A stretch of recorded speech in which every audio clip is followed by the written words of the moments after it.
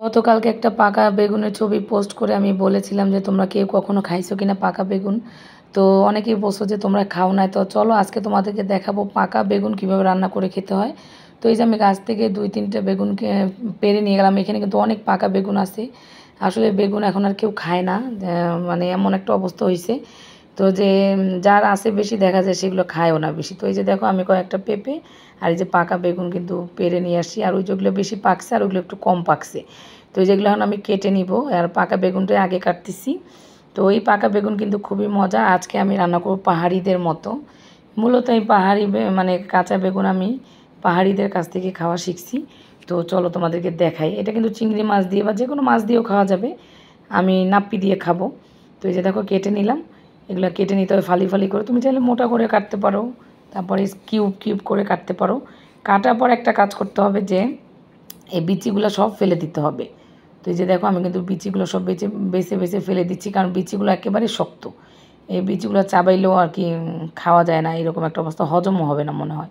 তো বিচিগুলো সব বের করে নিব, নিয়ে তারপরে পানির মধ্যে দিয়ে পানিতে আরও কয়েকটা বিচি বের করে নিব। খুব ভালো করে কষলে কষলে নিতে হবে। তারপর আমি ধুয়ে দেয় পরিষ্কার করে নিব, তারপরে রান্না করব। আর এই যে দেখো আমি এখন পোটলা থেকে বের করব নাপ্পি।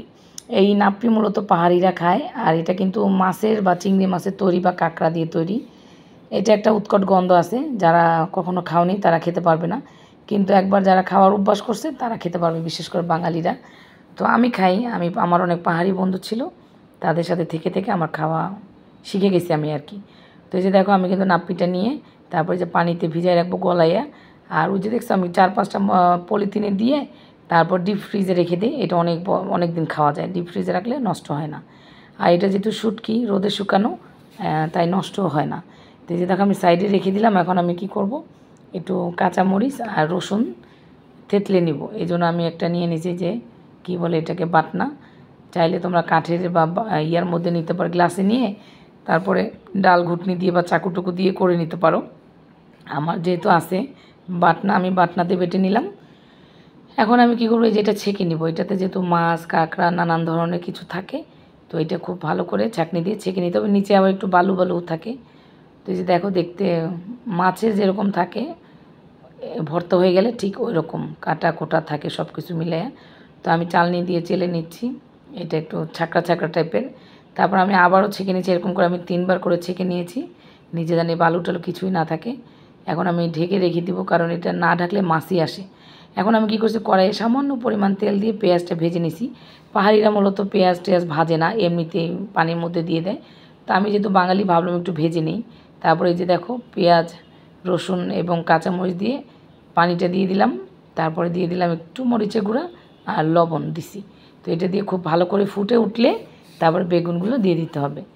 তো বেগুনগুলো দিয়ে আমি একটু ধনেপাতা দিয়ে দিলাম, এটা হচ্ছে বিলেতি ধনেপাতা। এইটা দিয়ে একটু ঢেকে দিব, ঢেকে দিলে আমার কিন্তু রান্না কমপ্লিট। এটা চাইলে তোমরা ঝোলও খাইতে পারো, শুকনো শুকনো খাইতে পারো। আমি একটু শুকনো শুকনো রাখছি, এইভাবে খেতে ভালো লাগে। আর যত ঝাল হবে তত মজা। তো এই যে দেখো তেল ছাড়া খেতে পারলে ভালো, কিন্তু আমি একটু তেল দিছি। এখন আমি নিয়ে নিয়েছি অনেকগুলো ভাত, আর এগুলো হচ্ছে বাসি ভাত গতকালকের। আমি রাখছিলাম, আমার জামাই যেন কড়কড়া ভাত খাবে, কিন্তু আসলে সে অফিস থেকে আসতে লেট করছে। তো ভাতগুলো একটু একটু নষ্ট হয়ে গেছে, ফেলে দিব। আমরা মেয়েরা তো এরকমই, নষ্ট ফষ্ট বাসি পচা সব খাই ফেলি। দেখো কতগুলো ভাত সব নিয়েছি। এমনি কিন্তু সাধারণভাবে আমি গরম ভাত খেলে এতগুলো খাইতাম না, কিন্তু বাসি পচা ভাত নষ্ট হয়ে যাবে তাই সবগুলো নিছি। সাথে একটু করলা ভাজিও নিছি, পরে আবার একটু মাংসও নিছিলাম এগুলোর সাথে খাওয়ার জন্য। তো আজকে ভিডিওটা কেমন লাগলো কমেন্ট করে অবশ্যই জানিও।